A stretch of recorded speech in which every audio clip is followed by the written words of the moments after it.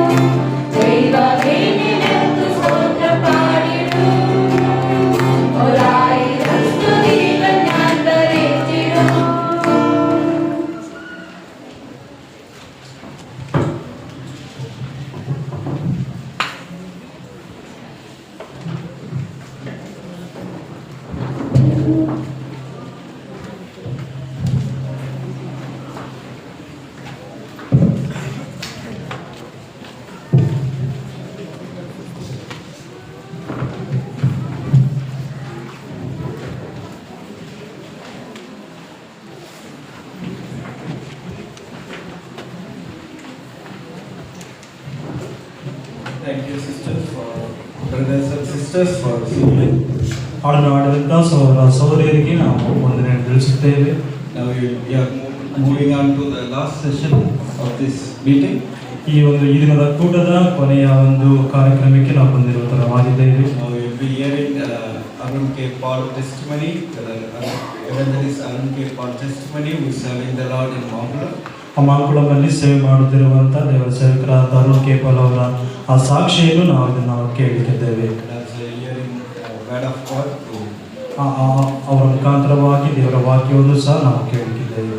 I request Brother Williams from Bangalore South to translate the message. Sir William ಅವರು ಕನ್ನಡಕ್ಕೆ ಭಾಷಾಂತರ ಮಾಡಬೇಕೆಂಬುದಾಗಿ ನಾವು ಕೇಳಿಕೊಳ್ಳುತ್ತೇವೆ.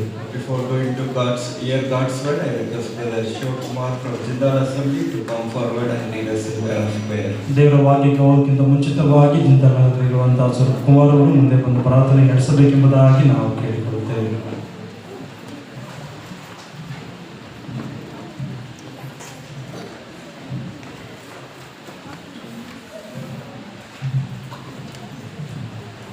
ಪ್ರಾರ್ಥನೆ ಮಾಡೋಣ.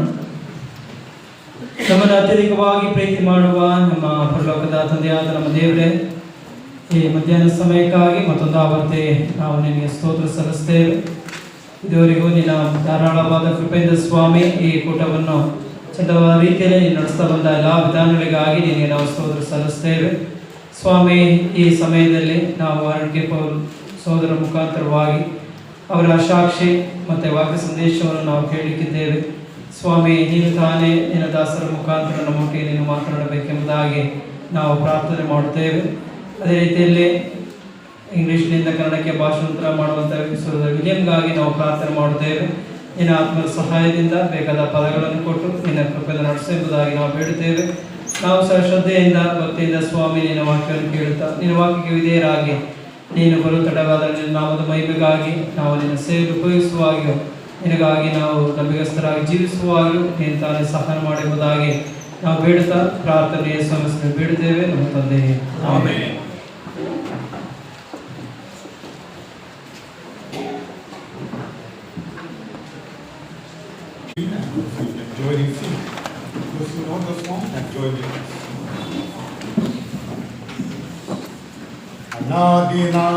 അനാദിനാദരേശ്വരന്ദനം അന്യനാം ഭൂമിയന്മ ധന്യനായ ക്രിസ്തുവിൽ സദാ അന്യനാം ഭൂമിയന്മ ധന്യനായ ക്രിസ്തുവിൽ സദാ സ്വകൃത്യന്തനം ശോഭനം സുലഭത്തിന്റെ സ്ഥാപനം അതിനു മുൻപുമെന്തനം ഉലകത്തിന്റെ സ്ഥാപനം അതിനു മുൻപുമെന്തനം ഉന്നതൻ ക്രിസ്തുവേ ദൈവമുന്നറിഞ്ഞതാ ഉന്നതൻ ക്രിസ്തുവേ ദൈവമുന്നറിഞ്ഞതാ അനാദിനാദനേശ്വരന്ദനം അന്യനാം ഭൂമിരന്മാർ ധന്യനായ ക്രിസ്തുവിൽ സദാ അന്യനാം ഭൂമിരന്മാർ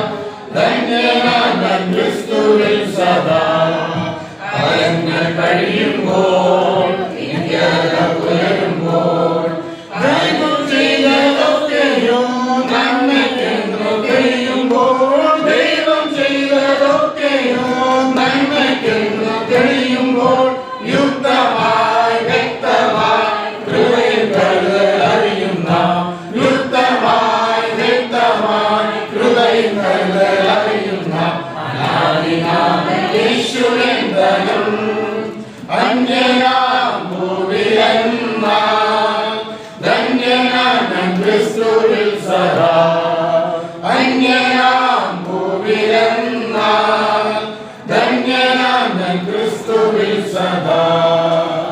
Thank you. Please be seated.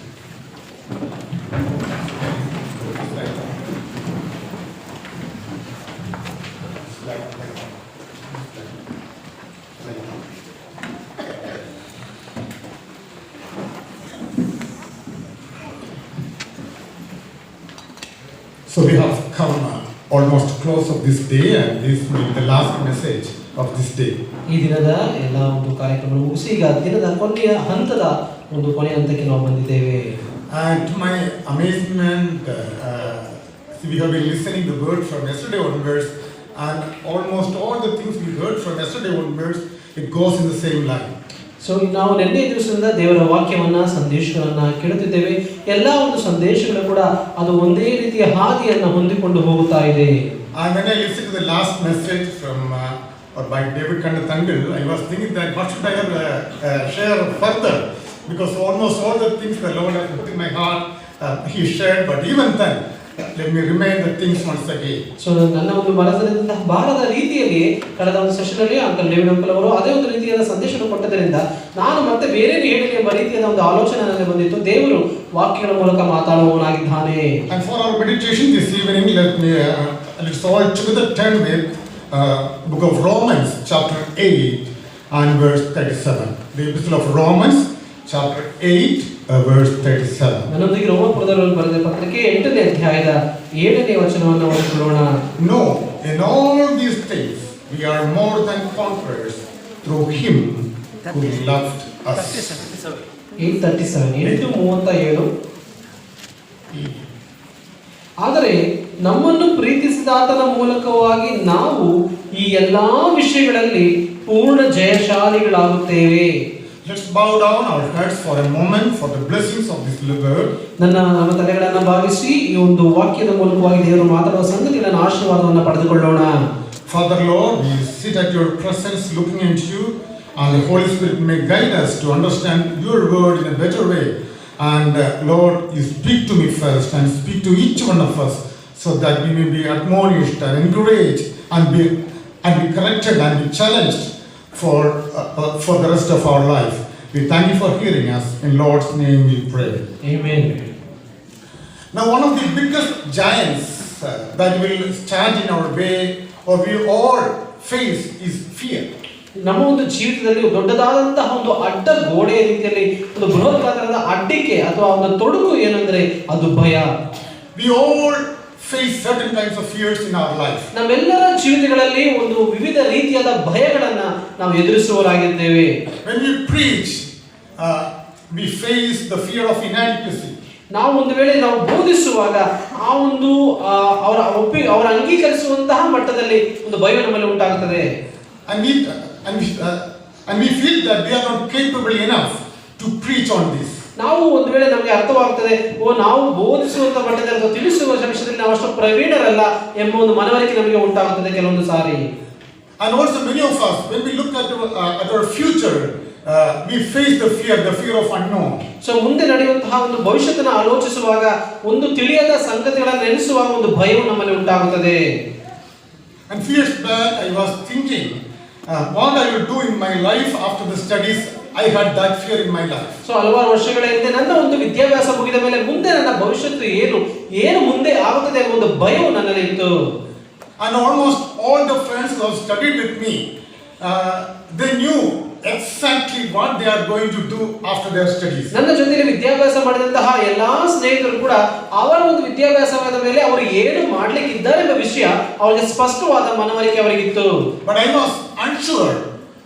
And it's not because I did not seek the face of the Lord. But ನನಗೆ ಒಂದು ಮುಂದಿನ ಸಂಗತಿಗಳು ಸರಿಯಾದ ರೀತಿಯಲ್ಲಿ ತಿಳಿಯುತ್ತಿರಲಿಲ್ಲ. ಅಂದ್ರೆ ನಾನು ದೇವರ ಪಾದವನ್ನು ಹಿಡಿದಿಲ್ಲ ಅರ್ಥವಲ್ಲ, ಮುಂದಿನ ಸಂಗತಿಗಳು ನನಗೆ ಸರಿಯಾಗಿ ಅರ್ಥವಾಗಲಿಲ್ಲ. But I was feeling that I'm not capable enough to do the task or to accomplish great things for the Lord. ಆದರೆ ನನಗೆ ದೇವರ ಒಂದು ಶ್ರೇಷ್ಠವಾದ ಉತ್ಕೃಷ್ಟವಾದ ಕಾರ್ಯಗಳ ಮಾಡಲಿಕ್ಕೆ ನನ್ನಿಂದ ಸಾಮರ್ಥ್ಯವಿಲ್ಲ, ನನಗೆ ಸಾಧ್ಯವಿಲ್ಲ ಎಂಬುದಾಗಿ ನಾನು ಅಂದುಕೊಂಡಿದ್ದೆ. And now to understand this verse 37, we need to understand the background of this verse. ಈ ಒಂದು 37ನೇ ವಚನದವನ್ನ ನಾವು ಅರ್ಥ ಮಾಡಿಕೊಳ್ಳಬೇಕಾದ್ರೆ ಅದರ ಇರುವಂತಹ ಸಾಂದರ್ಭಿಕ ಹಿನ್ನೆಲೆಯನ್ನ ನಾವು ಅರ್ಥ ಮಾಡಿಕೊಳ್ಳಬೇಕು. The epistle of Romans is an amazing book. ಈ ಒಂದು ರೋಮಪುರದ ಪತ್ರಿಕೆಯ ಒಂದು ಪತ್ರಿಕೆ ಅದೊಂದು ಆಶ್ಚರ್ಯಕರವಾದ ಮೂಡಿಸುವಂತಹ ಸಂಗತಿ ಒಳಗೊಂಡಿರುವ ಪತ್ರಿಕೆಯಾಗಿದೆ. And when we study about the book of Romans, we understand that there was a tension between Jewish people and Gentile people. ಈ ಒಂದು ರೋಮಪುರ ಪತ್ರಿಕೆಯನ್ನು ಓದುವಾಗ ಅವರ ಮಧ್ಯದಲ್ಲಿರುವಂತಹ ಅಂದ್ರೆ ಯಹೂದ್ಯರಿಗೂ ಮತ್ತು ಅನ್ಯ ಜನರಿಗೂ ಇರುವಂತಹ ಮಧ್ಯದ ಸಮಸ್ಯೆಗಳನ್ನು ನಾವು ಗುರುತಿಸಬಹುದು. And the climax of the things discussed is mentioned in the book of Romans chapter 14 verses 19 and 20. ಈ ಒಂದು ರೋಮಪುರ ಪತ್ರಿಕೆ 14-19ರಲ್ಲಿ ನಾವು ಈ ಒಂದು ಸಮಸ್ಯೆಗಳಿರುವಂತಹ ಒಂದು ಪರಿಹಾರವನ್ನ ಅದು ಕಡೆಯ ಒಂದು ಸಂಗತಿಯನ್ನು ನಾವು ಗಮನಿಸುತ್ತೇವೆ. ರೋಮಪುರದ ಪತ್ರಿಕೆ 14ನೇ ಅಧ್ಯಾಯ. And there we read like this, so then let us pursue what makes for peace and for mutual upbuilding. ರೋಮಪುರದ ಪತ್ರಿಕೆ 14:20 ದೇವರು ಕಟ್ಟಿದ್ದನ್ನ ನೀನು ಆಹಾರ ಆದ್ದರಿಂದ ನಾವು ಸಮಾಧಾನಕ್ಕೂ ಪರಸ್ಪರ ಭಕ್ತಿ ವೃದ್ಧಿಗೂ ಅನುಕೂಲವಾಗಿರುವಳನ್ನೇ ಸಾಧಿಸಿಕೊಳ್ಳೋಣ. So Apostle Paul is saying that let us do everything that leads to peace and to mutual edification. So ಅಪೊಸ್ತಲನಾದ ಪೌಲನಿಲ್ಲಿ ಸಮಾಧಾನಕ್ಕೂ ಪರಸ್ಪರವಾದ ಭಕ್ತಿ ವೃದ್ಧಿಗೂ ಅನುಕೂಲವಾಗಿರುವುದನ್ನೇ ನಾವು ಸಾಧಿಸಿಕೊಳ್ಳೋಣ ಎಂಬುದಾಗಿ ಬೋಧಿಸುತ್ತಿದ್ದಾನೆ. And there was a disunity among the Jewish and Gentile people. ಅಲ್ಲಿರುವಂತಹ ಒಂದು ಅನ್ಯ ಜನರ ಮಧ್ಯದಲ್ಲಿ ಯಹೂದ್ಯರ ಮಧ್ಯದಲ್ಲಿ ಒಂದು ಅಸಮಾನತೆ ಇದ್ದಿತ್ತು. And especially in the area of food. ಅದು ಆಹಾರದ ವಿಷಯದಲ್ಲಿ ಒಂದು ಅಸಮಾಧಾನತ. And because of that issue, they were destroying the work of God, the work that was completed on the cross of Calvary. ಆ ಒಂದು ಶಿಲುಬೆಯಲ್ಲಿ ಮಾಡಿದಂತಹ ಶ್ರೇಷ್ಠವಾದಂತಹ ಕ್ರಿಸ್ತನ ಕಾರ್ಯವನ್ನ ಇವರ ಆಹಾರದ ನಿಮಿತ್ತವಾಗಿ ಅಲ್ಲಿರುವ ಕಾರ್ಯಗಳನ್ನು ತಡೆಗಟ್ಟುತ್ತಾ ಅದನ್ನು ಹಾಳು ಮಾಡ್ತಾ ಇದ್ದರು. And therefore Apostle Paul is acknowledging or telling that do everything that makes for peace and for upbuilding. ಆದ್ದರಿಂದ ಅಪೊಸ್ತಲನಾದ ಪೌಲನಲ್ಲಿ ಒತ್ತಿ ಹೇಳುತ್ತಿದ್ದಾನೆ ಸಮಾಧಾನಕ್ಕೂ ಪರಸ್ಪರ ಭಕ್ತಿ ವೃದ್ಧಿಗೂ ಅನುಕೂಲವಾಗಿರುವುದನ್ನೇ ನಾವು ಸಾಧಿಸಿಕೊಳ್ಳೋಣ. And look at verse 31 of chapter 8. ನಾವು 8ನೇ ಅಧ್ಯಾಯದ 31ನೇ ವಚನವನ್ನು ನಾವು ಓದುವುದಾದರೆ chapter 8 verse 31 8ನೇ ಅಧ್ಯಾಯ 31 and 31 to 39 is the climax of the discussion so far done. 31 ರಿಂದ 39 ತನಕ ಇಲ್ಲಿ ತನಕ ಮಾತಾಡಿದ ವಿಷಯಗಳ ಒಂದು ಕೊನೆಯ ಕ್ಷಣಗಳನ್ನು ವಿವರಿಸುವಂತಹ ಸಂಗತಿಗಳಾಗಿದೆ. And verse 31 starts like this: what then shall we say to these things? If God is for us, who can be against us? 31ನೇ ವಚನ ಈ ರೀತಿಯಾಗಿ ಹೇಳುತ್ತದೆ, ಹಾಗಾದರೆ ಈ ವಿಷಯಗಳಲ್ಲಿ ನಾವು ಏನು ಹೇಳೋಣ? ದೇವರು ನಮ್ಮ ಕಡೆ ಇದ್ದರೆ ನಮ್ಮನ್ನ ಎದುರಿಸುವವರು ಯಾರು? These things, mark the word these things. ನೀವು ಅದನ್ನ ಗುರುತಿಸಿ ನೋಡ್ರಿ. ಈ ವಿಷಯಗಳಲ್ಲಿ What are these things? ಏನು ಆ ವಿಷಯಗಳು?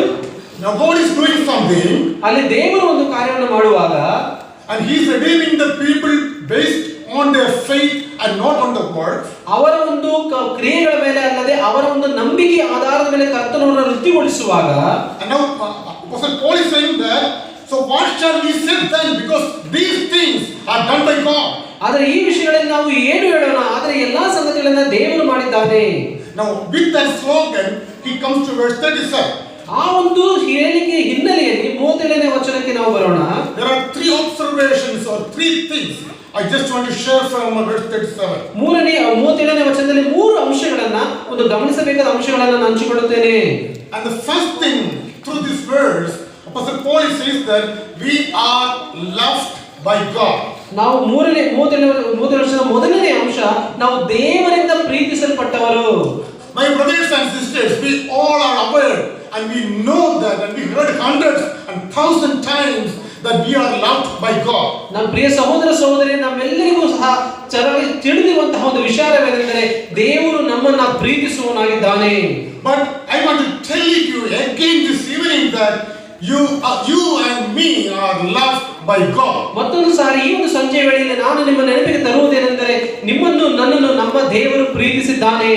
And now how do we know that we are loved by God? ದೇವರು ನಮ್ಮನ್ನು ಪ್ರೀತಿಸಿದ್ದಾನೆ ಎಂಬುದನ್ನು ನಾವು ಹೇಗೆ ತಿಳಿದುಕೊಳ್ಳುವುದು? Now when we look at chapter 8 verse 31 onwards, ನಾವು 8ನೇ ಅಧ್ಯಾಯದ 31ನೇ ವಚನದ ಹಾಗೆ ನೋಡುತ್ತಾ ಬರುವುದಾದರೆ there are four questions mentioned here. ಇಲ್ಲಿ 4 ಪ್ರಶ್ನೆಗಳನ್ನ ಪೌಲನು ಉಲ್ಲೇಖಿಸಿದ್ದಾನೆ. And in these four questions our enemy is mentioned. ಈ 4 ಪ್ರಶ್ನೆಗಳಲ್ಲಿಯೂ ನಮ್ಮ ಒಂದು ಶತ್ರುವನ್ನ ಬರೆಯಲ್ಪಟ್ಟಿದೆ. Now the enemy is termed as who in these passages from verse 31 onwards. ಈ 31ನೇ ವಚನದಿಂದ ಈ ಒಂದು ಶತ್ರು ಅಲ್ಲಿ ಪ್ರಶ್ನೆ ಮಾಡಿಸಲ್ಪಡುವಂತದ್ದಾಗಿದೆ. Look at verse 31. ಯಾರು ಎಂಬುದಾಗಿ ಪ್ರಶ್ನೆ ಮಾಡಲ್ಪಟ್ಟದಾಗಿದೆ. Look at verse 31. 31ನೇ ವಚನ ನೋಡಿರಿ. What then shall we say to these things? If God is for us, who can be against us? 31ನೇ ವಚನ, ಹಾಗಾದರೆ ಈ ವಿಷಯಗಳಲ್ಲಿ ನಾವು ಏನು ಹೇಳೋಣ? ದೇವರು ನಮ್ಮ ಕಡೆ ಇದ್ದರೆ ನಮ್ಮನ್ನು ಎದುರಿಸುವವರು ಯಾರು? Who can be against us? ಯಾರು ನಮ್ಮನ್ನು ಎದುರಿಸುತ್ತಾರೆ? And there itself you see this life is like a battlefield. Who can be against us? ಇದು ಒಂದು ರೀತಿಯಾದ ಒಂದು ಯುದ್ಧದ ರಣರಂಗವಾಗಿ ನೀವು ಅದನ್ನು ನೋಡುವಾಗ ಯಾರು ನಮ್ಮನ್ನು ಎದುರಿಸುತ್ತಾರೆ? So there is a person who is against us. ದೇವರು ಒಬ್ಬ ವ್ಯಕ್ತಿಯು ನಮ್ಮನ್ನು ಎದುರಿಸುವವನಿದ್ದಾನೆ. Verse 33. 33ನೇ ವಚನ, Who shall bring any charge against God's elect? ದೇವರು ಆದುಕೊಂಡವರ ಮೇಲೆ ಯಾರು ತಪ್ಪು ಹೊರಿಸಾರು? The first question was, who can be against you and me? ಮೊದಲನೆಯ ಪ್ರಶ್ನೆ, ನಿಮ್ಮನ್ನು ನಮ್ಮನ್ನ ಎದುರಿಸುವವರು ಯಾರು? Second question is, who can bring charge against you? ದೇವರು ಆದುಕೊಂಡವರ ಮೇಲೆ ಯಾರು ತಪ್ಪು ಹೊರಿಸುತ್ತಾರೆ? And the third question is mentioned in verse 34. 34ನೇ ವಚನದಲ್ಲಿ ಮೂರನೆಯ ಪ್ರಶ್ನೆ, Who is condemned? ಅಪರಾಧಿಗಳನ್ನು ನಿರ್ಣಯಿಸುವವರು ಯಾರು? So three questions we have seen. ಮೂರು ಪ್ರಶ್ನೆಗಳನ್ನು ನಾವು ನೋಡಿದೆವು. And in verse 35 we see the last question. 35ನೇ ವಚನದಲ್ಲಿ ಕಡೆಯ ಪ್ರಶ್ನೆಯನ್ನು ನಾವು ಗಮನಿಸುತ್ತೇವೆ. Who shall separate us from the love of Christ? ಕ್ರಿಸ್ತನ ಪ್ರೀತಿಯಿಂದ ನಮ್ಮನ್ನ ಅಗಲಿಸುವವರು ಯಾರು? So there is someone who is against us and condemning us and blaming us and trying to separate us from the love of Christ. ಕ್ರಿಸ್ತನ ಪ್ರೀತಿಯಿಂದ ನಮ್ಮನ್ನ ಎದುರಿಸುವವರು, ತಪ್ಪು ಹೊರಿಸುವವರು, ಅಪರಾಧಿಗಳೆಂಬುದಾಗಿ ನಿಂದಿಸುವವರು ಒಬ್ಬರಿದ್ದಾರೆ. My beloved, who is that? ಪ್ರಿಯ ಸಹೋದರರೇ, ಯಾರು ಅದು? We have to know that we have an enemy.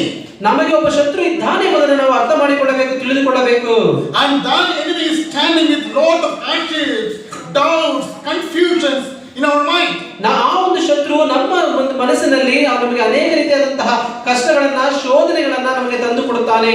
Now in that context, Apostle Paul is saying that we are loved by God. ಆ ಒಂದು ಸಂದರ್ಭಕ್ಕೆ ಹಿನ್ನೆಲೆಯಲ್ಲಿ ನಾವು ದೇವರಿಂದ ಪ್ರೀತಿಸಲ್ಪಟ್ಟವರು ಎಂಬುದಾಗಿ ಪೌಲನು ಹೇಳುವಂತ ಮಾತನ್ನು ನೋಡುತ್ತೇವೆ. We are in a battlefield. ನಾವು ಒಂದು ಯುದ್ಧದ ರಣರಂಗದಲ್ಲಿದ್ದೇವೆ. And our enemy is standing against us. ನಮ್ಮ ಒಂದು ಶತ್ರುವಾದ ನಮಗೆ ವಿರೋಧವಾಗಿ ನಿಂತಿರುವಾಗ, and trying to condemn us, ನಮ್ಮನ್ನು ಅಪರಾಧಿಗಳೆಂಬುದಾಗಿ ನಿರ್ಣಯಿಸುವಾಗ, and trying to separate us from the love of Christ, ನಮ್ಮನ್ನ ಕ್ರಿಸ್ತನ ಪ್ರೀತಿಯಿಂದ ಅಗಲಿಸದೆ ಪ್ರಯತ್ನ ಮಾಡುವಾಗ, but even in that situation, someone is for us, that God is with us, and we are loved by Him. ಆ ಒಂದು ಸಂದರ್ಭದಲ್ಲೂ ಕೂಡ ನಮ್ಮ ಜೊತೆಯಲ್ಲಿ ಒಬ್ಬನಿದ್ದಾನೆ, ಅವನು ನಮ್ಮನ್ನ ಆತನು ನಮ್ಮನ್ನ ಪ್ರೀತಿಸುವಾತನು. My brothers and sisters, how do you know that God is for us? ಪ್ರಿಯ ಸಹೋದರ ಸಹೋದರಿ, ದೇವರು ನಮ್ಮ ಕಡೆ ಇದ್ದಾರೆ ಎಂಬುದನ್ನು ಹೇಗೆ ನೀವು ತಿಳಿದುಕೊಳ್ಳುತ್ತೀರಿ? Verse 31 we have seen. 31ನೇ ವಚನವನ್ನು ನಾವು ನೋಡಿದೆವು. God is for us. ದೇವರು sense that God the Father is for us. ದೇವರು ನಮ್ಮ ಕಡೆ ಇದ್ದಾನೆ, ದೇವರು ನಮಗಾಗಿ ಯುದ್ಧವನ್ನು ಮಾಡುವವನಾಗಿದ್ದಾನೆ. Father God has planned something precious for us. Therefore we understand that He is for us. ದೇವರು, ತಂದೆಯಾದ ದೇವರು ನಮಗೋಸ್ಕರವಾಗಿ ಅಮೂಲ್ಯವಾದದನ್ನ ಯೋಜನೆಯನ್ನು ಹಾಕಿದ್ದಾನೆ, ಅದನ್ನು ನಮಗೆ ಮಾಡಿದ್ದಾನೆ. Verse 34. 34ನೇ ವಚನ, Christ Jesus is the one who died, more than that, who was raised, who is at the right hand of God, who indeed is interceding for us. ಕ್ರಿಸ್ತ ಯೇಸು ಮರಣವನ್ನು ಹೊಂದಿದಲ್ಲದೆ ಜೀವಿತನಾಗಿ ಎದ್ದು ದೇವರ ಬಲಗಡೆಯಲ್ಲಿದ್ದು ನಮಗೋಸ್ಕರ ಬೇಡುವವನಾಗಿದ್ದಾನೆ. Lord Jesus Christ accomplished the plan of God the Father, and He died for us, and He is interceding for us. Therefore we know that Lord Jesus is for us. ಕರ್ತನಾದ ಯೇಸು ಕ್ರಿಸ್ತನು ತನ್ನ ತಂದೆಯಾದ ದೇವರ ಆಲೋಚನೆಯನ್ನ, ಸಂಕಲ್ಪವನ್ನ ಈಡೇರಿಸಿ ಅದನ್ನು ನಮಗಾಗಿ ಈಗಲೂ ಸಹ ಬೇಡುವವನಾಗಿದ್ದಾನೆ. ಅದರ ಮೂಲಕವಾಗಿ ನಾವು ಅರ್ಥ ಮಾಡಿಕೊಳ್ಳಬಹುದು, ಈ ದೇವರು ನಮಗಿದ್ದಾನೆ, ನಮಗಾಗಿ ನಮ್ಮ ಕಡೆ ಇದ್ದಾನೆ. Verse 26 about God the Holy Spirit. 26ನೇ ವಚನ, ಪವಿತ್ರಾತ್ಮನಾದ ದೇವರು. Likewise the Spirit helps us in our weakness, for we do not know what pray for as we ought, but the Spirit Himself intercedes for us with groanings too deep for words. 26ನೇ ವಚನ, ಪವಿತ್ರಾತ್ಮನು ಸಹ ನಮ್ಮ ಅಶಕ್ತಿಯನ್ನು ನೋಡಿ ಸಹಾಯ ಮಾಡುತ್ತಾನೆ. ಹೇಗೆಂದರೆ ನಾವು ತಕ್ಕ ಪ್ರಕಾರ ಏನು ಬೇಡಿಕೊಳ್ಳಬೇಕೋ ನಮಗೆ ಗೊತ್ತಿಲ್ಲದಿದ್ದರಿಂದ ಪವಿತ್ರಾತ್ಮನು ತಾನೇ ಮಾತಿಲ್ಲದಂತಹ ನರಳಾಟದಿಂದ ನಮಗೋಸ್ಕರ ಬೇಡಿಕೊಳ್ಳುತ್ತಾನೆ. So God the Father is with us, is for us. ತಂದೆಯಾದ ದೇವರು ನಮ್ಮ ಜೊತೆಲಿದ್ದಾನೆ, ನಮಗೋಸ್ಕರ ಆತನ ಜೊತೆಲಿದ್ದಾನೆ. And He plans something precious for us. ಆತನು ನಮಗಾಗಿ ಅಮೂಲ್ಯವಾದ ಸಂಗತಿಗಳನ್ನ ಯೋಜನೆ ಹಾಕಿದ್ದಾನೆ. Lord Jesus the Son, He is with us. He accomplished the plan of the God the Father on the cross of Calvary. ಮಗನಾದ ಕರ್ತನಾದ ಯೇಸು ಕ್ರಿಸ್ತನು ಆ ಒಂದು ಯೋಜನೆಯನ್ನು ನೆರವೇರಿಸುವುದರಲ್ಲಿ ಕಲ್ವಾರಿ ಶಿಲುಬೆಯಲ್ಲಿ ಅದನ್ನು ನೆರವೇರಿಸಿದ್ದಾನೆ. And God the Holy Spirit is for us because He is interceding for us. ಅಲ್ಲಿ ಪವಿತ್ರಾತ್ಮನಾದ ದೇವರು ನಮಗಾಗಿ ತಂದೆಯ ಬಳಿಗೆ ಬೇಡುವವನಾಗಿದ್ದಾನೆ. Beloved, I know that these are the elementary things and we know all these things. ಇನ್ನು ಮೂಲಭೂತ ಸತ್ಯಗಳು ಸಹೋದರ ಸಹೋದರಿ ನಿಮಗೆಲ್ಲರಿಗೂ ಗೊತ್ತಿದೆ ಎಂಬುದಾಗಿ ನಾನು ನೆನೆಸುತ್ತೇನೆ. But I want all of us to remind ourselves of this fact time and again. ಆದರೆ ಈ ಒಂದು ಸಂದರ್ಭದಲ್ಲಿ, ಈ ಒಂದು ಸಮಯದಲ್ಲಿ ಈ ಒಂದು ಸಂಗತಿಗಳನ್ನು ಮತ್ತೆ ಮತ್ತೆ ನಮ್ಮ ನೆನಪಿಗೆ ತರಬೇಕು. Because there are going to be situations and times that we will doubt whether God is for me. ಕೆಲವೊಂದು ಸಂದರ್ಭಗಳಲ್ಲಿ ನಮಗೆ ಮುಂದೆ ಬರುವಂತಹ ಘಟನೆಗಳಲ್ಲಿ, ಶೋಧನೆಗಳಲ್ಲಿ, ಕಷ್ಟಗಳಲ್ಲಿ ನಿಜವಾಗಿಯೂ ದೇವರು ನಮ್ಮ ಕಡೆ ಇದ್ದಾನೋ ಎಂಬ ಒಂದು ಪ್ರಶ್ನೆ, ಸಂಶಯ ನಮ್ಮ ಹೃದಯದಲ್ಲಿ ಹುಟ್ಟುತ್ತದೆ. or whether I am loved by God. ನಿಜವಾಗಿ ದೇವರಿಂದ ನಾನು ಪ್ರೀತಿಸಲ್ಪಟ್ಟವನಾ ಎಂಬ ಒಂದು ಪ್ರಶ್ನೆ ನಮ್ಮಲ್ಲಿ ಉಂಟಾಗುತ್ತದೆ. An interesting thought I just want to bring to your attention from verse 33. ನಾನು 33ನೇ ವಚನ 8ನೇ ಅಧ್ಯಾಯ 33ನೇ ವಚನದಿಂದ ನಿಮಗೆ ಅರ್ಥವಾಗುವುದಕ್ಕೋಸ್ಕರವಾಗಿ ಒಂದು ವಿಷಯವನ್ನು ಹೇಳ ಬಯಸುತ್ತೇನೆ. And there we read like this: who shall bring any charge against God's elect? ದೇವರು ಆದುಕೊಂಡವರ ಮೇಲೆ ಯಾರು ತಪ್ಪು ಹೊರಿಸಾರು? So when you hear the word God's elect, our mind immediately goes to the Old Testament. ದೇವರು ಆದುಕೊಂಡವರು ಎಂಬುದಾಗಿ ನಾವು ಅದನ್ನು ಓದುವಾಗ ನಮ್ಮ ಒಂದು ಮನಸ್ಸು ಅದು ಹಳೆಯ ಒಡವೆ ಕಡೆಗೆ ಸಾಗುತ್ತದೆ. In the Old Testament, in several passages, we read that the elect or the chosen one are the people of Israel. ನಾವು ಹಳೆ ಒಡವೆಯಲ್ಲಿ ಗಮನಿಸಿ ಓದುವಾಗ ದೇವರು ಆದುಕೊಂಡ ಆರಿಸಿಕೊಂಡ ಜನಾಂಗ ಅದು ಇಸ್ರಾಯೇಲ್ ಜನಾಂಗ. So Apostle Paul is trying to remind both the Jews and Gentiles that the people of Israel were chosen in the Old Testament. So just like they were chosen, we are also chosen in the New Testament. ಇಲ್ಲಿ ಅಪೊಸ್ತಲನಾದ ಪೌಲನು ಹಳೆ ಒಡವೆಯಲ್ಲಿ ಹೇಗೆ ಇಸ್ರಾಯೇಲರು ಆದುಕೊಂಡರು ಆರಿಸಿಕೊಂಡ ದೇವರಿಂದ ಆರಿಸಿಕೊಳ್ಳಲ್ಪಟ್ಟರು ಅದೇ ರೀತಿಯಲ್ಲಿ ಹೊಸ ಒಡವೆಗೆ ಬರುವಾಗ ಅನ್ಯ ಜನರಾದ ನಾವು ಸಹ ದೇವರಿಂದ ಆರಿಸಲ್ಪಟ್ಟವರು ಎಂಬ ವಿಷಯವನ್ನು ಇಲ್ಲಿ ಹೇಳುತ್ತಿದ್ದಾನೆ. Now he says that who will bring any charge against whom God elected? ದೇವರು ಆದುಕೊಂಡವರ ಮೇಲೆ ಯಾರು ತಪ್ಪು ಹೊರಿಸಾರು? So both the Jews and Gentiles together are elected by God. ಈಗ ಈ ಒಂದು ಯಹೂದ್ಯರು ಮತ್ತು ಅನ್ಯ ಜನರು ಒಟ್ಟಾಗಿ ದೇವರಿಂದ ಆರಿಸಲ್ಪಟ್ಟ ಜನರು. Now somebody has put this thought in a very interesting manner. ಈ ಒಂದು ಅಂಶವನ್ನ ಈ ಒಂದು ಸಂಗತಿಯನ್ನ ಬಹಳ ಆಸಕ್ತಿಕರವಾಗಿ ಯಾರೊಬ್ಬರು ಈ ರೀತಿಯಾಗಿ ಹೇಳಿದ್ದಾರೆ. Church is not a remedy when God's earlier plan with Israel failed. ಆ ಒಂದು ಇಸ್ರಾಯೇಲರು ಸೋತು ಹೋಗಲಿಕ್ಕೆ ಸಭೆಯು ಅದಕ್ಕೊಂದು ಮೂಲ ಕಾರಣವಾಗಿರಲಿಲ್ಲ. Church is not a second thought of God, but and it's not an altered plan of God. ಸಭೆ ಅದು ದೇವರ ಒಂದು ಪ್ರಥಮವಾದಂತಹ ಒಂದು ಯೋಜನೆ ಆಗಿರಲಿಲ್ಲ. God did not choose you instead of Israel. ಆ ಇಸ್ರಾಯೇಲಿಗೆ ಬದಲಾಗಿ ಸಭೆಯಾಗಿ ದೇವರು ಆರಿಸಿ ತೆಗೆದುಕೊಳ್ಳಲಿಲ್ಲ. Well, let me make it clear like this. ಇದನ್ನ ಈ ರೀತಿಯಾಗಿ ಸ್ಪಷ್ಟಪಡಿಸುತ್ತೇನೆ. God did not think that, yeah, I chose Israel and they got failed. Now I am fed up with these people and let me try with another group of people and let me call Jews and Gentiles together and let me make another community and that's called church. It is not like that. ದೇವರು ಈ ರೀತಿಯಾಗಿ ಇಸ್ರಾಯೇಲ್ ಜನಾಂಗವನ್ನು ಕರೆದು ಅವರು ಸೋತು ಹೋದರು ಹಾಗಾದ್ರೆ ಅವರನ್ನ ಬಿಟ್ಟು ಬಿಡೋಣ, ನಾವು ಹೊಸದಾಗಿ ಅನ್ಯ ಜನರನ್ನ ಕರೆದು ಅವರನ್ನ ಆರಿಸಿ ತೆಗೆದುಕೊಂಡು ಅಲ್ಲೊಂದು ಸಭೆಯನ್ನ ಪ್ರಾರಂಭ ಮಾಡೋಣ ಎಂಬುದಾಗಿ ದೇವರ ಆಲೋಚನೆ ಯೋಜನೆಯು ಆಗಿರಲಿಲ್ಲ. Church was found in God's mind even before the creation of the world. ಈ ಒಂದು ಲೋಕದ ಜಗತ್ತಿಗೆ ಮುಂಚೆಯೇ ದೇವರ ಒಂದು ಯೋಜನೆಯಲ್ಲಿ ಸಭೆಯಾದದು ಅದು ಮರ್ಮವಾಗಿತ್ತು, ದೇವರ ಒಂದು ಯೋಜನೆಯಲ್ಲಿ ಇತ್ತು. My beloved, I want to tell you that you are not a second thought in the mind of the Lord. ಪ್ರಿಯ ಸಹೋದರ ಸಹೋದರರೇ, ನೀವು ದೇವರ ಯೋಜನೆಯಲ್ಲಿ ದೇವರ ಆಲೋಚನೆಯಲ್ಲಿ ನೀವು ಎರಡನೇ ಅಂಶವಾಗಿ ಇರಲಿಲ್ಲ. Actually God wanted to choose somebody else and because they failed God chose you. It's not like that. ದೇವರು ಒಬ್ಬರನ್ನು ಆರಿಸಿ ತೆಗೆದುಕೊಂಡರು, ಅವರು ಸೋತು ಹೋದರು, ಆದ್ದರಿಂದ ದೇವರು ಮತ್ತೊಬ್ಬರನ್ನು ಆರಿಸಿಕೊಂಡರು ಎಂಬುದಾಗಿ ಅಂದುಕೊಳ್ಳಬೇಡಿರಿ. ಆ ರೀತಿಯಾಗಲ್ಲ. When I was studying in the Bible college few years back, ಹಲವಾರು ವರ್ಷಗಳ ಹಿಂದೆ ನಾನು ಸತ್ಯವೇದ ಅಧ್ಯಯನದ ಒಂದು ಕಾಲೇಜಿನಲ್ಲಿ ವ್ಯಾಸಂಗ ಮಾಡುವಾಗ I was thinking that God made a mistake bringing me here in that Bible college from a small village in Kerala. ನನ್ನೊಂದು ಆ ಒಂದು ಕೇರಳದಲ್ಲಿರುವ ಹಳ್ಳಿಯಿಂದ ದೇವರು ನನ್ನನ್ನ ಸತ್ಯವೇದ ಅಧ್ಯಯನವನ್ನು ಕಲಿಯುವುದಕ್ಕಾಗಿ ಇಲ್ಲಿ ತಂದಿಟ್ಟು ದೇವರು ಒಂದು ನನ್ನನ್ನು ಕರೆದು ಒಂದು ತಪ್ಪನ್ನು ಮಾಡಿದರೆ ಎಂಬುದಾಗಿ ನಾನು ಅಂದುಕೊಂಡೆ. Because I had language struggle, financial struggle, I'm not capable for many things in my life. ನನ್ನ ಜೀವಿತದಲ್ಲಿ ನನಗೆ ಭಾಷೆಯ ಒಂದು ಸಮಸ್ಯೆ ಮತ್ತು ಹಣಕಾಸಿನ ಸಮಸ್ಯೆ ಈ ರೀತಿಯ ಹಲವಾರು ಸಮಸ್ಯೆಗಳನ್ನು ನಾನು ಅವಾಗ ಎದುರಿಸುತ್ತಿದ್ದೆ. And my parents, of course, they are in the ministry and they were not able to support me or to pay my fees. ನನ್ನ ಒಂದು ಪೋಷಕರು ಸಹ ಅವರ ಸೇವೆ ಕ್ಷೇತ್ರದಲ್ಲಿದ್ದರಿಂದ ನನ್ನ ಒಂದು ವಿದ್ಯಾಭ್ಯಾಸಕ್ಕೂ ನನಗೆ ಅಗತ್ಯಗಳಿಗೂ ಅವರ ಹಣವನ್ನು ಕೊಡುವ ವಿಷಯದಲ್ಲಿ ಅವರಿಗೆ ಕಷ್ಟಕರವಾಗಿತ್ತು. My beloved, whether you are poor or rich or educated or whatever may be, whether you are in good health or you are patient, whoever you may be, you are not a second thought. You were in the mind of the Lord even before the foundation of the world. ಪ್ರಿಯ ಸಹೋದರ ಸಹೋದರಿಯರೇ, ನಿಮಗೆ ಆರೋಗ್ಯ ಇಲ್ಲದೆ ಹೋಗಲಿ, ನೀವು ಹಣವಂತರಾಗಲಿ ಬಡವರಾಗಲಿ ವಿದ್ಯಾವಂತರಾಗಲಿ ಅವಿದ್ಯಾವಂತರಾಗಲಿ, ಆದರೆ ದೇವರು ಈ ಲೋಕವನ್ನು ಉಂಟು ಮಾಡುವುದಕ್ಕೆ ಮುಂಚಿತವಾಗಿಯೇ ನೀವು ದೇವರ ಯೋಜನೆಯಲ್ಲಿ ಎರಡನೆಯ ವ್ಯಕ್ತಿಯಾಗಿ ಇರಲಿಲ್ಲ. We are loved by God. ನಾವು ದೇವರಿಂದ ಪ್ರೀತಿಸಲ್ಪಟ್ಟವರು. Second observation from that verse. ಆ ಒಂದು ವಚನದಿಂದ ಎರಡನೆಯ ಅಂಶ, we are redeemed for a great purpose or great plan. ಅತ್ಯುನ್ನತವಾದಂತಹ ಉತ್ಕೃಷ್ಟವಾದಂತಹ ಒಂದು ಉದ್ದೇಶಕ್ಕಾಗಿ ನಾವು ವಿಮೋಚಿಸಲ್ಪಟ್ಟಿದ್ದೇವೆ. We are redeemed, we are chosen, we are purchased for a greater plan. ದೇವರ ಒಂದು ಉನ್ನತವಾದ ಯೋಜನೆಗಾಗಿ ನಾವು ವಿಮೋಚಿಸಲ್ಪಟ್ಟು ಕೊಂಡುಕೊಳ್ಳಲ್ಪಟ್ಟವರಾಗಿದ್ದೇವೆ. Suppose if I ask you, or some of you, if I ask you a question that why got saved, immediately some of you may say that I got saved because I want to go to heaven. So ಕೆಲವರು ಯಾರಾದರೂ ಈಗ ಪ್ರಶ್ನೆ ಮಾಡೋದಾದ್ರೆ ನೀನು ಯಾಕೆ ರಕ್ಷಣೆ ಹೊಂದಿದೆ ಎಂಬುದಾಗಿ ಕೇಳೋದಾದ್ರೆ ಅವರು ಉತ್ತರ ಕೊಡುವಂಥದ್ದು ನಾನು ಪರಲೋಕ ಹೋಗಬೇಕು ಅದಕ್ಕೆ ಎಂಬುದಾಗಿ ಹೇಳುತ್ತಾರೆ. Of course, going to heaven is a great thing and it's a great hope and it's something wonderful. We are waiting to see our Lord face to face. ಆ ಒಂದು ಪರಲೋಕಕ್ಕೆ ಹೋಗಿ ಕರ್ತನನ್ನ ಮುಖಾಮುಖಿಯಾಗಿ ನೋಡುವಂಥದ್ದು ಒಂದು ಉನ್ನತವಾದಂತಹ ಆಲೋಚನೆಯೇ ಸರಿಯೇ.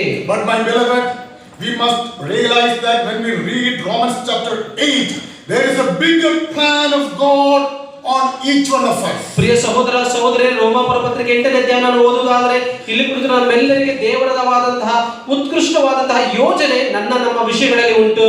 What is that plan? ಆದರೆ ಆ ಯೋಜನೆ ಏನು? God has a specific plan, a particular plan for each one of us who is seated here. ಇಲ್ಲಿ ಕುಳಿತಿರುವಂತಹ ಪ್ರತಿಯೊಬ್ಬರಿಗೂ ದೇವರ ಒಂದು ನಿರ್ದಿಷ್ಟವಾದ ಪ್ರತ್ಯೇಕವಾದಂತಹ ಯೋಜನೆ ನಿಮ್ಮ ಜೀವಿತದ ಮೇಲೆ ಉಂಟು.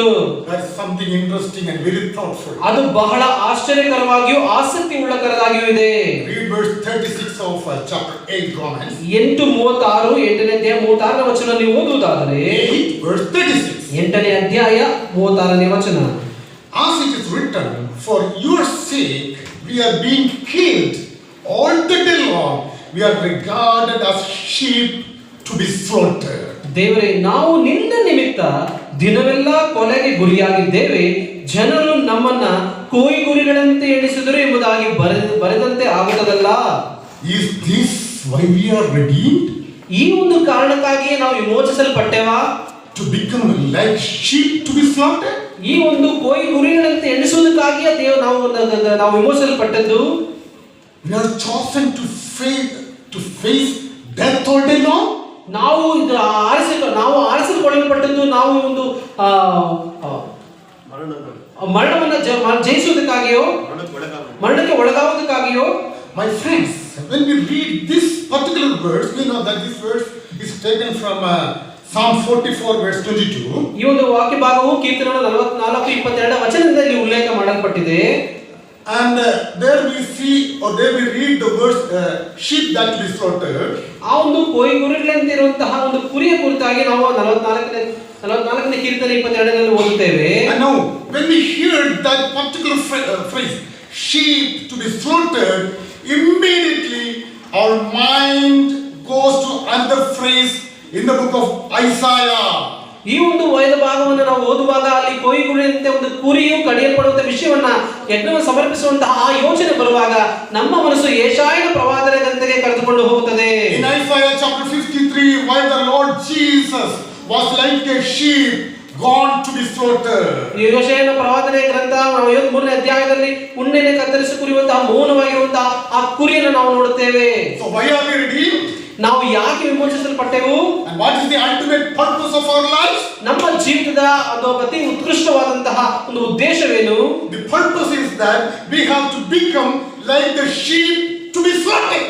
ಈ ಒಂದು ಕೊಯ್ಗುರಿಯಂತೆ ಒಳಗಾದಂತಹ ಕುರಿಯ ಹಾಗೆ ನಾವು ಸಹ ಅದೇ ರೀತಿಯಾಗಿ ಆಗಬೇಕು. Or in other words, we are redeemed to become like Christ Jesus who is slaughtered.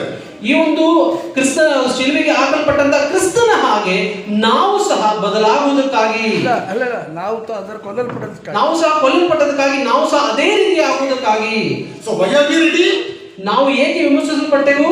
We are redeemed to become like the Lord Jesus Christ who is slaughtered on the cross of Calvary. ಅವನು Calvary ಶಿಲುಬೆಯಲ್ಲಿ ಕೊಲೆಯಾದಂತಹ ಕ್ರಿಸ್ತನ ಹಾಗೆ ನಾವು ಕೂಡ ಆಗುವುದಕ್ಕಾಗಿ ನಾವು ವಿಮೋಚಿಸಲ್ಪಟ್ಟೆವು. And I want to make it this very clear to each one of us. ಇಲ್ಲಿರುವಂತಹ ಪ್ರತಿಯೊಬ್ಬರಿಗೆ ನಾನು ಸ್ಪಷ್ಟವಾಗಿ ಇದನ್ನು ಅರ್ಥ ಮಾಡಿಸಲು ಬಯಸುವವನಾಗಿದ್ದೇನೆ. Come to verse 28 and 29. Let's read verse 29. ನಾವು 28-29 ವಚನವನ್ನು ಓದೋಣ. Romans 8:20-29 ರೋಮಪುರದವರಿಗೆ 8:28-29. Read verse 29. 29. For those whom he foreknew, he also predestined to be conformed to the image of his son, in order that he might be the firstborn among many brothers. ಯಾಕೆಂದರೆ ದೇವರು ತನ್ನ ಮಗನಿಗೆ ಅನೇಕ ಮಂದಿ ಸಹೋದರರಿದ್ದು ಅವರಲ್ಲಿ ಆತನೇ ಹಿರಿಯನಾಗಬೇಕೆಂದು ಉದ್ದೇಶಿಸಿ ತಾನು ಯಾರನ್ನ ತನ್ನವರೆಂದು ಮೊದಲು ತಿಳುಕೊಂಡನೋ ಅವರನ್ನು ತನ್ನ ಮಗನ ಸ್ವಾರೂಪ್ಯ ಉಳ್ಳವನಾಗುವುದಕ್ಕೆ ಮೊದಲೇ ನೇಮಿಸಿದನು. So here we read about a new community where Jesus is the elder brother. ಇಲ್ಲಿ ಒಂದು ಹೊಸದಾದಂತಹ ಒಂದು ಸಂಬಂಧವನ್ನ ಇಲ್ಲಿ ನಾವು ನೋಡುವರಾಗಿದ್ದೇವೆ. ಕರ್ತನಾದ ಯೇಸು ಕ್ರಿಸ್ತನು ಒಂದು ಹಿರಿಯ ಸಹೋದರನಾಗಿ ಕಾಣಲ್ಪಡುತ್ತಿದ್ದಾನೆ. And we are redeemed to become like Jesus, the elder brother, and God is committed to make us like Jesus. ನಾವು ಹಿರಿಯ ಸಹೋದರನಾಗಿರುವಂತಹ ಕರ್ತನಾದ ಯೇಸು ಕ್ರಿಸ್ತನ ಸ್ವರೂಪಕ್ಕೆ ನಾವು ಬದಲಾಗುವವರಾಗಿರುತ್ತೇವೆ. And now let's read verse 28. ನಾವು ಈಗ 28ನೇ ವಚನ ಓದೋಣ, verse 28. And we know that for those who love God, all things work together for good, for those who are called according to his purpose. ಇದಲ್ಲದೆ ದೇವರ ಸಂಕಲ್ಪದ ಮೇರೆಗೆ ಕರೆಯಲ್ಪಟ್ಟು ಆತನನ್ನ ಪ್ರೀತಿಸುವವರ ಹಿತಕ್ಕಾಗಿ ಎಲ್ಲಾ ಕಾರ್ಯಗಳು ಅನುಕೂಲವಾಗುತ್ತವೆ ಎಂದು ನಮಗೆ ಗೊತ್ತದೆ. And what's the meaning of this verse now? ಆದರೆ ಈ ವಚನದ ಅರ್ಥವೇನು? And many times we take the word good and we explain out of the context. ನಾವು ಅನೇಕ ಸಂದರ್ಭಗಳಲ್ಲಿ ಆ ಒಂದು ವಚನದ ಒಳ್ಳೆಯದನ್ನ ತೆಗೆದುಕೊಂಡು ಅದರ ಸಾಂದರ್ಭಿಕ ಹಿನ್ನೆಲೆಯನ್ನ ಹೊರತುಪಡಿಸಿ ವಿವರಿಸುವರಾಗಿರುತ್ತೇವೆ. Beloved, we have to know that very clearly that it is not the good in our definition. ಇದು ನಮ್ಮ ಒಂದು ಅಂತ್ಯದ ಸ್ಥಿತಿಯಲ್ಲಿರುವಂತಹ ನಮ್ಮ ಒಂದು ವಿವರಣೆಗೆ ತಕ್ಕ ಹಾಗೆ ಒಳ್ಳೆಯದನ್ನ ವಿವರಿಸುವಂತದಲ್ಲ. But to be conformed to good means the good of becoming like Jesus. ಇದು ಒಳ್ಳೆಯದಾಗಿ ಎಂಬುದಾಗಿ ಹೇಳುವಾಗ ಅದು ಕರ್ತನಾದ ಯೇಸು ಕ್ರಿಸ್ತನ ಸ್ವರೂಪಕ್ಕೆ ಬದಲಾಗುವಂತದ್ದನ್ನ ತೋರಿಸುವಂತದಾಗಿದೆ. God will make sure that all things work together in our lives. That's the good thing, to become like Jesus. ದೇವರು ನಮ್ಮ ಜೀವಿತದಲ್ಲಿ ಎಲ್ಲಾ ಸಂಗತಿಗಳನ್ನ ಒಳಗೊಂಡು ಅದು ಕರ್ತನಾದ ಯೇಸು ಕ್ರಿಸ್ತನ ಸ್ವರೂಪಕ್ಕೆ ತಿರುಗಿಸುವಂತದಾಗಿದೆ. So for that sometimes others misunderstand you. Sometimes you may go through some hardships. ಅನೇಕ ಸಂದರ್ಭಗಳಲ್ಲಿ ನೀವು ಕಷ್ಟಗಳಲ್ಲಿ ಹಾದು ಹೋಗುವಾಗ ಈ ಒಂದು ವಚನದಲ್ಲಿ ಕೆಲವರು ಅದನ್ನ ತಪ್ಪಾಗಿ ಅರ್ಥ ಮಾಡಿಕೊಳ್ಳುವವರಾಗಿರುತ್ತಾರೆ. So the ultimate call is for you, for me, to become like the image of his son, the Lord Jesus Christ. ಅತ್ಯಂತ ಉನ್ನತವಾದ ಗುರಿಯ ಉದ್ದೇಶ ಅದು ಕರ್ತನಾದ ಯೇಸು ಕ್ರಿಸ್ತನ ಸ್ವರೂಪಕ್ಕೆ ಬದಲಾಗುವಂತದ್ದು. Now, I know that all the sufferings of all the people will not perfect them or will not make them to conform to like Jesus Christ. ಅನೇಕರು ಕಷ್ಟದಲ್ಲಿ ಹಾದು ಹೋಗುವರು, ಮುಂದೆ ಸೇವೆಯಲ್ಲಿ ಪ್ರಯಾಸ ಪಡುವವರು, ಅದು ಎಲ್ಲರೂ ಸಹ ಕರ್ತನಾದ ಯೇಸು ಕ್ರಿಸ್ತನ ಹಾಗೆ ಪರಿಪೂರ್ಣರಾಗಿ ಸಂಪೂರ್ಣರಾಗಿ ಇರುವುದಿಲ್ಲ. We have heard about people who went through hardships and difficulties, but they were shaken in their faith, and even some people lost their faith. ಅನೇಕರು ಈ ಒಂದು ಕಷ್ಟಗಳಲ್ಲಿ ಒಂದು ಸಮಸ್ಯೆಗಳಲ್ಲಿ ಮುಂದೆ ಸಾಗಿ ಹೋಗುವಾಗ ಅವರ ನಂಬಿಕೆಯು ಅಲುಗಾಡಿ ಅವರು ತಮ್ಮ ನಂಬಿಕೆಯ ಜೀವಿತವನ್ನು ಬಿಟ್ಟು ಹಿಂಜರಿಯುವುದನ್ನು ನೋಡುತ್ತೇವೆ. So we cannot say that every suffering we face for every people, it will not help to become like Jesus. ನಾವು ಅನುಭವಿಸುವಂತ ಎಲ್ಲಾ ಕಷ್ಟಗಳು ಸಮಸ್ಯೆಗಳು ಅದು ನಮಗೆ ಕರ್ತನಾದ ಯೇಸು ಕ್ರಿಸ್ತನಾಗಿ ಸ್ವರೂಪಕ್ಕೆ ಬದಲಾಗುವುದಕ್ಕೆ ಸಹಾಯ ಮಾಡುವುದಿಲ್ಲ. But sufferings will only perfect that person who realizes that God is allowing that suffering in my life so that I may become like the Lord Jesus Christ. ಈ ಒಂದು ಸಮಸ್ಯೆಗಳು ಕಷ್ಟಗಳು ನನ್ನ ಜೀವಿತದಲ್ಲಿ ಬರುವಾಗ ಆ ಒಂದು ಸಮಸ್ಯೆಗಳ ಕುರಿತಾಗಿ ಅರ್ಥ ಮಾಡಿಕೊಂಡು ದೇವರು ಇದನ್ನ ನನ್ನ ಜೀವಿತದಲ್ಲಿ ಅನುಮತಿಸಿದ್ದಾನೆ ಎಂಬುದಾಗಿ ತಿಳಿದು ಕರ್ತನಾದ ಯೇಸು ಕ್ರಿಸ್ತನ ಸ್ವರೂಪಕ್ಕೆ ಬದಲಾಗುವಂತದ್ದೇ ದೇವರು ಉದ್ದೇಶಿಸಿದ್ದು. Now come back to Psalm 44. ನಾವು ಈಗ ಕೀರ್ತನೆ 44ಕ್ಕೆ ಬರೋಣ. And you know about the context of Psalm 44. We have seen the verse 22. ನಾವು ಈಗ 44ನೇ ಕೀರ್ತನೆಯಿಂದ 22ನೇ ವಚನದ ಒಂದು ಸಂದರ್ಭವನ್ನು ನಾವು ಗಮನಿಸಿದೆವು. We know that many times God punished the people of Israel because of their the disobedience and rebellion and all. ಅನೇಕ ನಮ್ಗೆ ಗೊತ್ತಿರುವ ಹಾಗೆ ಇಸ್ರಾಯೇಲ್ನ ದೇವರು ವಿವಿಧ ರೀತಿಯಲ್ಲಿ ಅವರ ಅವಿಧೇಯತ್ವದ ಮೂಲಕವಾಗಿ ಅವರ ಎದುರು ಬೀಳುವಂತಹ ಸ್ವಭಾವಕ್ಕೆ ಅವರ ದೇವರು ಶಿಕ್ಷಿಸುವುದನ್ನು ನಾವು ತಿಳಿದವರಾಗಿದ್ದೇವೆ. But in Psalm 44, the people of Israel is not going that hardships because of disobedience or disbelief. ಆದರೆ ಕೀರ್ತನೆ 44 ನೋಡುವಾಗ ಇಸ್ರಾಯೇಲ್ ಜನರು ಆ ರೀತಿಯಾದಂತಹ ಕಷ್ಟದ ಅನುಭವಗಳಲ್ಲಿ ಅವರು ಹಾದು ಹೋಗುತ್ತಿರಲಿಲ್ಲ. Those children or the children of Israel are in faith during this time. ಅವನು ಇಸ್ರಾಯೇಲ್ ಜನರು ನಂಬಿಕೆಯಲ್ಲಿರುವಂತಹ ಆ ಸಂದರ್ಭದಲ್ಲಿ, or in other words, Psalm 44, in Psalm 44, Israel is like a sheep to be slaughtered because they are faithful to Yahweh. So ಈ ಒಂದು ಇಸ್ರಾಯೇಲ್ ಜನರು ಅವರಿದ್ದಂತಹ ನಂಬಿಕೆಯ ಮಟ್ಟದ ಆಧಾರದಲ್ಲಿ ಅವರು ಕೊಯ್ಗುರಿಗಳ ಹಾಗೆ ಕಡಿಯಲ್ಪಟ್ಟದ ಕುರಿಗಳಾಗಿ ಅವರು ಎಣಿಸಲ್ಪಟ್ಟರು. So why they are going through the sufferings and hardships? ಅವರು ಯಾಕೆ ಒಂದು ಕಷ್ಟಗಳ ಹಿಂಸೆಗಳ ಮಧ್ಯದಲ್ಲಿ ಹಾದು ಹೋಗುತ್ತಿದ್ದಾರೆ? Because of their obedience to God. ಅವರ ಒಂದು ದೇವರ ವಿಧೇಯತೆಯ ಮೇಲೆ, ಆಧಾರದ ಮೇಲೆ. And very sad to say that even among us, many people do not understand this truth. ಈಗಲೂ ಸಹ ಬಹಳ ದುಃಖದಿಂದ ನಮ್ಮಲ್ಲಿರುವಂತಹ ಕೆಲವರು ಈ ಒಂದು ಸತ್ಯವನ್ನು ಅರ್ಥ ಮಾಡಿಕೊಳ್ಳುವುದಿಲ್ಲ. Suffering can come even if we are at the center of God's will. ನಾವು ದೇವರ ಮಧ್ಯದಲ್ಲಿ ದೇವರ ಜೊತೆಲಿದ್ದರೂ ಕೂಡ ಈ ಕಷ್ಟಗಳು ಸಮಸ್ಯೆಗಳು ಬರುತ್ತದೆ. There are people who say that suffering is a curse. ಈಗ ಕೆಲವರು ದೇವರ ಒಂದು ಕಷ್ಟಗಳು ಸಮಸ್ಯೆಗಳು ಅದು ಒಂದು ಶಾಪವಾಗಿದೆ ಎಂಬುದಾಗಿ ಅಂದುಕೊಳ್ಳುತ್ತಾರೆ. And there are people who feel excited to hear that suffering is from the devil.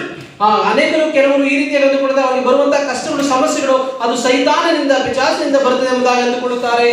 There are people or there are believers among us, they also listen to the messages or to the false messages that you will get big life in your life, you will get car, you will get house, you will get good health if you obey. So ಅನೇಕರು ಈ ರೀತಿಯಾಗಿ ಸಂದೇಶಗಳನ್ನು ಕೇಳುವಾಗ ಅವರ ಜೀವಿತದಲ್ಲಿ ಬರುವಂತಹ ಸಮಸ್ಯೆಗಳ ಮಧ್ಯದಲ್ಲೂ ಕೂಡ ಅವರಿಗೆ ದೇವರು ಕೊಡುವಂತಹ ಒಂದು ಆಶೀರ್ವಾದ ಸಂಗತಿಗಳನ್ನು ಕೇಳಿದ್ರೆ ನೀವು ವಿಧಿಯನ್ನಾಗು, ನಿಮಗೆ ದೇವರು ಲೌಕಿಕವಾಗಿ ಪ್ರಾಪಂಚಿಕವಾಗಿ ಆಶೀರ್ವಾದಗಳನ್ನು ಕೊಡುತ್ತಾರೆ ಎಂಬುದಾಗಿ ಹೇಳುವಾಗ ಅವರು ಈ ರೀತಿಯಾದ ಸಂಕಷ್ಟಕ್ಕೆ ಒಳಗಾಗುತ್ತಾರೆ. And some people, they are willing to, or they are excited to hear the false teachers to say about all this wealth and blessings than the messages we share in our assembly. ನಮ್ಮ ಅಸೆಂಬ್ಲಿಯಲ್ಲಿ ಸಂದೇಶ ಕೊಡುವುದಕ್ಕೆ ಬದಲಾಗಿ ತಪ್ಪಾದ ಬೋಧನೆಗಳು, ತಪ್ಪಾದ ಸಂದೇಶಗಳಿಂದ ಕೇಳಿ ಆ ಒಂದು ಕಾರ್ಯಗಳಿಗೆ ತಮ್ಮನ್ನು ಒಪ್ಪಿಸಿಕೊಡುವವರಾಗಿರುತ್ತಾರೆ. My beloved, there is only one way of making like Christ, that is by taking us through the road of suffering. ಈ ಒಂದು ನಾವು ಪ್ರಿಯ ಸಹೋದರರೇ, ಒಂದೇ ಒಂದು ದಾರಿ, ಅದು ನಮ್ಮ ಕರ್ತನಾದ ಯೇಸು ಕ್ರಿಸ್ತನು ಅನುಭವಿಸಿದ ಕಷ್ಟದ ಹಿಂಸೆಯ ದಾರಿ. Chapter 8 verse 16 and 17 we read like this. ನಾವು ರೋಮಪುರ 8, 16, 17 ಈ ರೀತಿಯಾಗಿ ಓದ್ತೇವೆ. 16 and 17. 16 ಹಾಗೂ 17. We suffer with him in order that we may also be glorified with him.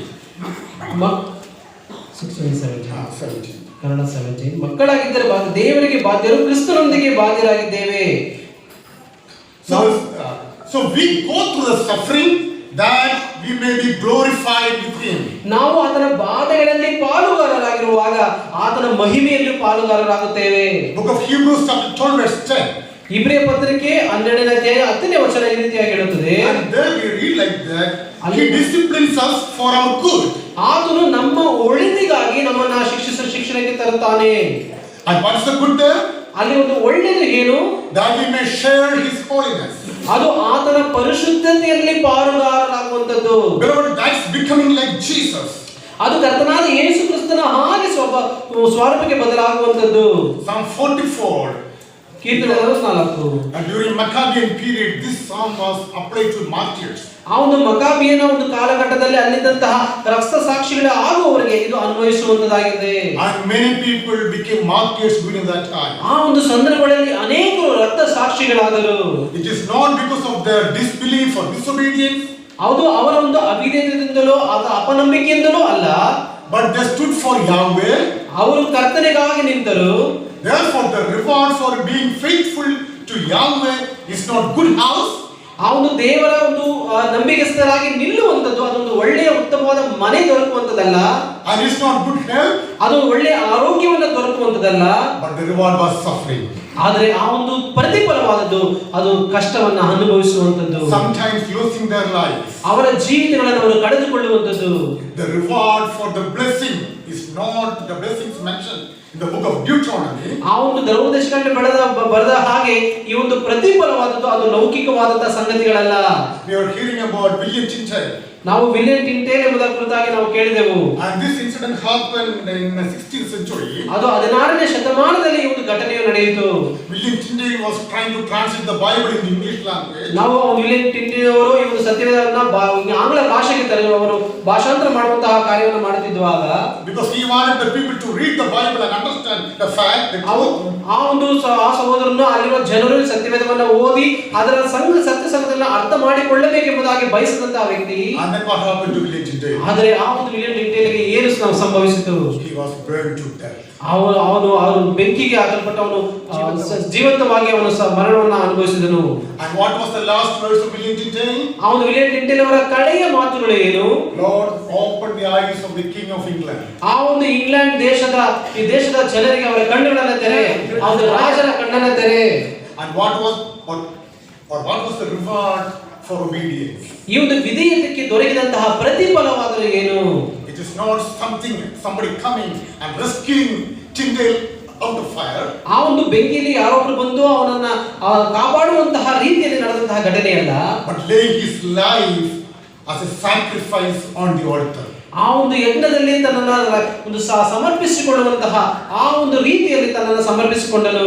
What was the reward for Apostle Paul obeying the word? ಅಪೊಸ್ತಲನಾದ ಪೌಲನು ದೇವರ ವಾಕ್ಯಕ್ಕೆ ವಿಧೇಯನಾದ್ದರಿಂದ ಅಪೊಸ್ತಲ ಪೌಲನಿಗೆ ದೊರಕಿದಂತಹ ಪ್ರತಿಫಲವಾದರೂ ಏನು? In 2 Corinthians chapter 11 and Romans chapter 6, and there are several other passages. Apostle Paul was going through so much turmoil in his life. ರೋಮಪುರದ ಪತ್ರಿಕೆ 6ನೇ ಅಧ್ಯಾಯ 2 ಕೊರಿಂಥರಲ್ಲಿ 11ನೇ ಅಧ್ಯಾಯದಲ್ಲಿ ಅಪೊಸ್ತಲನಾದ ಪೌಲನು ಹಾದು ಹೋದಂತಹ ಸೇವೆಯ ಕಷ್ಟ ಅನುಭವಗಳನ್ನು ಹಂಚಿಕೊಳ್ಳುವುದನ್ನು ನೋಡುತ್ತೇವೆ. Now when Apostle Paul was writing the epistle of Romans, he was planning to go to Spain to continue the missionary work. ಅವನು ತನ್ನ ಒಂದು ಸೇವೆಯ ಕಾರ್ಯವನ್ನು ಮುಂದುವರಿಸುವುದಕ್ಕಾಗಿ ರೋಮಪುರ ಪತ್ರಿಕೆ 6ನೇ ಅಧ್ಯಾಯದಲ್ಲಿ ಸ್ಪೇನ್ ದೇಶಕ್ಕೆ ಹೋಗಬೇಕೆಂಬ ಆಲೋಚನೆಯನ್ನು ಮಾಡಿಕೊಂಡಾಗ, and he was maybe around 60 years that time. ಅವನು ಸರಿಸುಮಾರು 60 ವರ್ಷಗಳ ವಯಸ್ಸು ಅವನಿಗಾಗಿರಬಹುದು. And he did not have a good health. ಒಳ್ಳೆಯ ಆರೋಗ್ಯವೂ ಇರಲಿಲ್ಲ. And even the brothers from many churches, they also were standing against Apostle Paul. ಅನೇಕ ಸಭೆಗಳಲ್ಲಿ ಇರುವಂತಹ ಸಹೋದರರು ಪೌಲನಿಗೆ ವಿರುದ್ಧವಾಗಿ ನಿಂತವರಾಗಿದ್ದರು. And they brought all kinds of allegations, telling insults, accusations against Apostle Paul. ಪೌಲನ ವಿರುದ್ಧವಾಗಿ ಅನೇಕ ರೀತಿಯಾದ ಅಪರಾಧಗಳನ್ನ ಹೀಯಾಳಿಸುವ ನಿಂದನೆಯ ಮಾತುಗಳನ್ನು ಅವರು ತಂದು ಇಟ್ಟರು. But Apostle Paul was not willing to give up. ಆದರೆ ಅಪೊಸ್ತಲ ಪೌಲನು ಅದನ್ನ ಬಿಟ್ಟುಕೊಳ್ಳಲಿಕ್ಕೆ ಸಿದ್ಧನಾಗಲಿಲ್ಲ. He was thinking to go to Spain and share the gospel. ಪೌಲನು ಅವನು ಸ್ಪೇನ್ ದೇಶಕ್ಕೆ ಹೋಗಿ ಅಲ್ಲಿ ಸುವಾರ್ತೆಯನ್ನು ಸಾರಬೇಕೆಂಬುದಾಗಿ ತೀರ್ಮಾನಿಸಿಕೊಂಡಿದ್ದನು. God did not take sufferings from him, but God gave grace to accept that sufferings in his life. ದೇವರು ಅವನ ಜೀವಿತದಲ್ಲಿ ಕಷ್ಟವನ್ನ ಹಿಂಸೆಯನ್ನ ತೆಗೆಯಲಿಲ್ಲ, ಬದಲಾಗಿ ಆ ಒಂದು ಕಷ್ಟಗಳನ್ನ ಸಹಿಸಿಕೊಳ್ಳುವುದಕ್ಕೆ ಬೇಕಾದ ಕೃಪೆಯನ್ನ ಕೊಟ್ಟನು. Time goes so soon. So my brothers and sisters, the first thing we saw that we are loved by God. ಪ್ರಿಯ ಸಹೋದರ ಸಹೋದರಿಯರೇ, ನಾವು ಮೊದಲಾಗಿ ನೋಡಿದ ಅಂಶ ನಾವು ದೇವರಿಂದ ಪ್ರೀತಿಸಲ್ಪಟ್ಟಂತವರು. And second thing, we saw that we are redeemed for a greater purpose. ದೇವರು ನಮ್ಮನ್ನ ಒಂದು ಉನ್ನತವಾದಂತಹ ಉದ್ದೇಶಕ್ಕಾಗಿ ನಮ್ಮನ್ನ ವಿಮೋಚಿಸಿದ್ದಾನೆ. And the final thought from that verse is that we are called to be conquerors. ನಾವು ಮೂರನೇದಾಗಿ ನಾವು ಕರೆಯಲ್ಪಟ್ಟದ್ದು ನಾವು ಜಯಶಾಲಿಯಾಗುವುದಕ್ಕಾಗಿ. Now there is an interesting Greek word used here in verse 37. ಈ 37ನೇ ವಚನದಲ್ಲಿ ಬಹಳ ಆಸಕ್ತಿಕರವಾದಂತಹ ಗ್ರೀಕ್ ಪದವು ಬರೆಯಲ್ಪಟ್ಟಿದೆ. More than conquerors. ವಿಜಯರಾಗುವುದಕ್ಕಿಂತ ಉನ್ನತವಾದದ್ದು. And the Greek word is hypernikao. Hypernikao. You heard about Nike and you know that and all. Okay, so nikao means victorious. ನಿಕಾವು ಅಂದರೆ ಒಂದು ಜಯಬೇರಿ. And hypernikao means super conquerors. ಆ hypernikao ಅಂದರೆ ಅತ್ಯುನ್ನತವಾದಂತಹ ಜಯಬೇರಿ. Now in verse 37 Apostle Paul starts like this. Now in all these things we are more than conquerors. ಇಲ್ಲಿ 37ನೇ ವಚನದಲ್ಲಿ ಎಲ್ಲಾ ವಿಷಯಗಳಲ್ಲಿ ನಾವು ಪೂರ್ಣ ಜಯಶಾಲಿಗಳಾಗುತ್ತೇವೆ. What are these things? ಯಾವುದು ಈ ಎಲ್ಲಾ ವಿಷಯಗಳು? In 35 he mentions 7 things. 35ನೇ ವಚನದಲ್ಲಿ ಅಲ್ಲಿ ಪೌಲನು 7 ಅಂಶಗಳನ್ನು ಹೇಳಿದನು. Who shall separate us from the love of Christ? Shall tribulation or distress or persecution or famine or nakedness or danger or sword. 7 things. ಕ್ರಿಸ್ತನ ಪ್ರೀತಿಯಿಂದ ನಮ್ಮನ್ನು ಅಗಲಿಸುವವರು ಯಾರು? ಕಷ್ಟವೋ, ಸಂಕಟವೋ, ಹಿಂಸೆಯೋ, ಅನ್ನವಿಲ್ಲದಿರುವುದೋ, ವಸ್ತ್ರವಿಲ್ಲದಿರುವುದೋ, ಗಂಡಾಂತರವೋ, ಖಡ್ಗವೋ ಎಂಬುದಾಗಿ 7 ಅಂಶಗಳನ್ನು ಪೌಲನು ತಿಳಿಸಿದ್ದಾನೆ. So Apostle Paul says that you are more than conquerors in all these things. ಈ ಎಲ್ಲಾ ವಿಷಯಗಳಲ್ಲಿ ನೀವು ಪೂರ್ಣ ಜಯಶಾಲಿಗಳಾಗಿದ್ದೀರಿ. It's not coming out of famine or nakedness. ನಿಮ್ಮಲ್ಲಿ ಒಂದು ವೇಳೆ ಆ ಒಂದು ಕಷ್ಟವೋ, ಅನ್ನವಿಲ್ಲದಿರುವ ಸಂಗತಿಗಳು ಬರುವುದಾದರೆ ಅದರಿಂದ ಹೊರಗೆ ಬರುವುದಲ್ಲ. But he says that we are more than conquerors when we go through these things. ಆದರೆ ಎಲ್ಲಾ ಸಂಗತಿಗಳು ಬರುವಾಗ ಅದನ್ನು ನಾವು ಪೂರ್ಣ ಜಯಶಾಲಿಗಳಾಗಿ ಜಯಿಸುತ್ತೇವೆ. Let me show example of Apostle Peter in Acts chapter 12. ಅಪೊಸ್ತಲರ 12ನೇ ಅಧ್ಯಾಯದಲ್ಲಿ ಅಪೊಸ್ತಲ ಪೇತ್ರನ ಒಂದು ಉದಾಹರಣೆಯನ್ನು ನಾನು ನಿಮಗೆ ತೋರಿಸುತ್ತೇನೆ. James is already beheaded. ಈಗಾಗಲೇ ಯಾಕೋಬನು ಕತ್ತಿಯಿಂದ ಕೊಲ್ಲಲ್ಪಟ್ಟನು. And Peter is arrested and kept in the jail. ಪೇತ್ರನನ್ನ ಈಗಾಗಲೇ ಹಿಡಿದು ಸೆರೆಮನೆಯಲ್ಲಿ ಹಾಕಿದ್ದಾರೆ. And he knew that he is going to be beheaded like James. ಈಗ ಯಾಕೋಬನ ಹಾಗೆ ತನ್ನನ್ನು ಕೂಡ ಅವರು ತನ್ನ ಕತ್ತಿಯಿಂದ ಕೊಲ್ಲಲ್ಪಡ ಸಂಭವಿಸುತ್ತಾರೆ ಎಂಬುದನ್ನ ಪೇತ್ರನು ಚೆನ್ನಾಗಿ ಅರ್ಥ ಮಾಡಿಕೊಂಡಿದ್ದನು. So just imagine that in the previous night. ಆದ್ರೆ ಆ ಒಂದು ಇಂದಿನ ರಾತ್ರಿಯನ್ನ ನೀವು ಒಂದು ಸಲ ಅರ್ಥ ಮಾಡಿಕೊಂಡು ನೋಡಿರಿ. Last night of Peter. ಆ ಒಂದು ಕಡೆಯ ರಾತ್ರಿಯ ಒಂದು ಪೇತ್ರನ ಕಡೆಯ ರಾತ್ರಿ.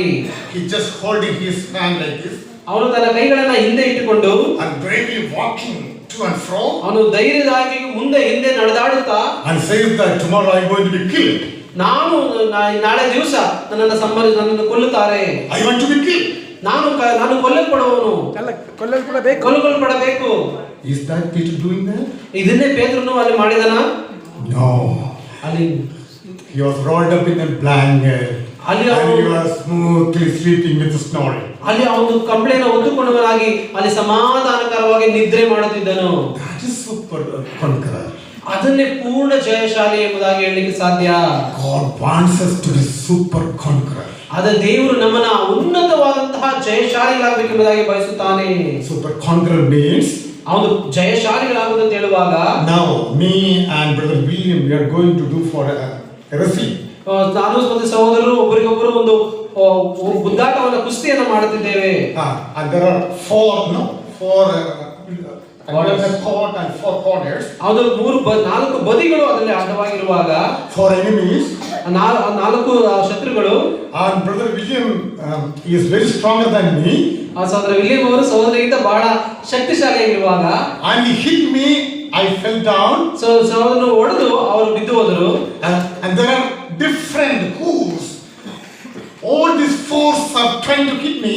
ಈ 4 ಇತರ ಶತ್ರುಗಳು ಅವರನ್ನ ಗುದ್ದುವುದಕ್ಕಾಗಿ ಕಾಯುತ್ತಿರುವಾಗ I fell down. ನಾನು ಬಿದ್ದು ಸಹೋದರ ಬಿದ್ದು ಹೋದರು. And when I fell down, ನಾನು ಸಹೋದರ ಬಿದ್ದು ಹೋದಾಗ I said that ಸಹೋದರ ಹೇಳಿದ ಮಾತು, no, I will not leave Jesus. ನಾನು ಯೇಸು ಕ್ರಿಸ್ತನನ್ನ ಬಿಡುವುದಿಲ್ಲ.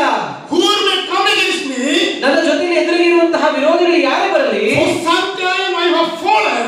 ನಾನು ಕೆಲವು ಸಮಯದಲ್ಲಿ ಕೆಳಗೆ ಬೀಳುತ್ತೇನೆ, But I get up. ಆದರೆ ನಾನು ಎದ್ದೇಳುತ್ತೇನೆ. I am a super conqueror. ನಾನು ಪೂರ್ಣ ಜಯಶಾಲಿ ಹೊಂದಿದವನು. More than conqueror. ಅದು ಜಯಶಾಲಿಗಳಿಗಿಂತ ಹೆಚ್ಚಿನ ಜಯಶಾಲಿತನ. God does not want us to live a just passing by Christian life.